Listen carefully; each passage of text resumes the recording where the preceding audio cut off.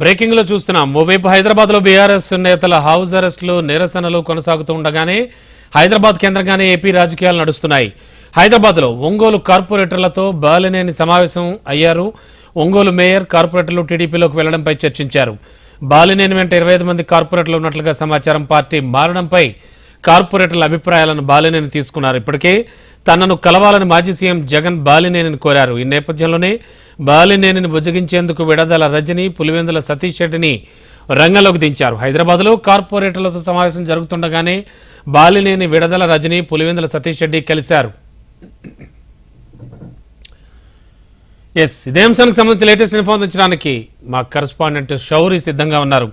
శౌరి, ఏం జరుగుతోంది? మొత్తం ఒంగోలు రాజకీయం అంతా హైదరాబాద్ వచ్చినట్టుంది. యాక్చువల్లీ క్లియర్ పిక్చర్ ఏమిటి? అసలు ఏం జరగబోతోంది అనుకోవచ్చు? ఇప్పుడు వైఎస్ఆర్ కాంగ్రెస్ పార్టీలో బాలినేని శ్రీనివాసరెడ్డి చేస్తున్న వ్యాఖ్యలు కానీ, లేకుంటే బాలినేని శ్రీనివాసరెడ్డి వేస్తున్న రాజకీయ అడుగులు కానీ మొత్తం వైఎస్ఆర్ కాంగ్రెస్ పార్టీలో కలకలం సృష్టిస్తా ఉన్నాయి.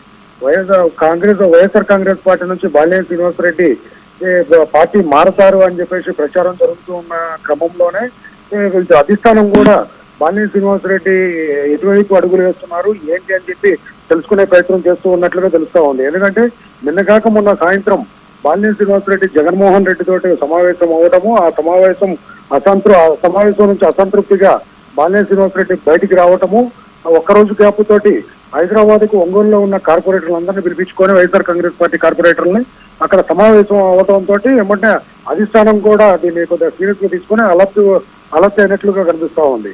అయితే ఆ సమావేశం జరుగుతున్న తరుణంలోనే పులివెందుల సతీష్ రెడ్డితో పాటు మాజీ మంత్రి విడుదల రజని ఇద్దరు కలిసి హైదరాబాద్ లోని బాలినేని శ్రీనివాసరెడ్డి ఇంటికి వెళ్లి ఆయనతో మంత్రాలు జరుపుతా ఉన్నారు.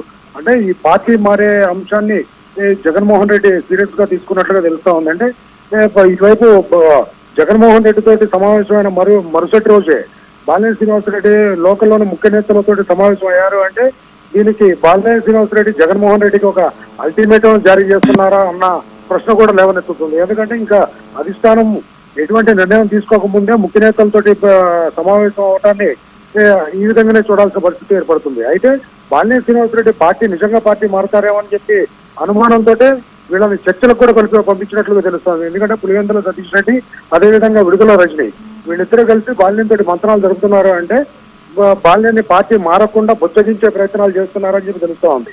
ఎందుకంటే బాలినేని శ్రీనివాసరెడ్డి అనే వ్యక్తి ప్రకాశం జిల్లా, గుంటూరు జిల్లా, నెల్లూరు జిల్లా, రాయలసీమలోని కొన్ని జిల్లాల్లో మంచి పట్టున్న నాయకుడు, సీనియర్ పొలిటీషియన్. అదీగాక జగన్మోహన్ రెడ్డికి దగ్గర బంధువు.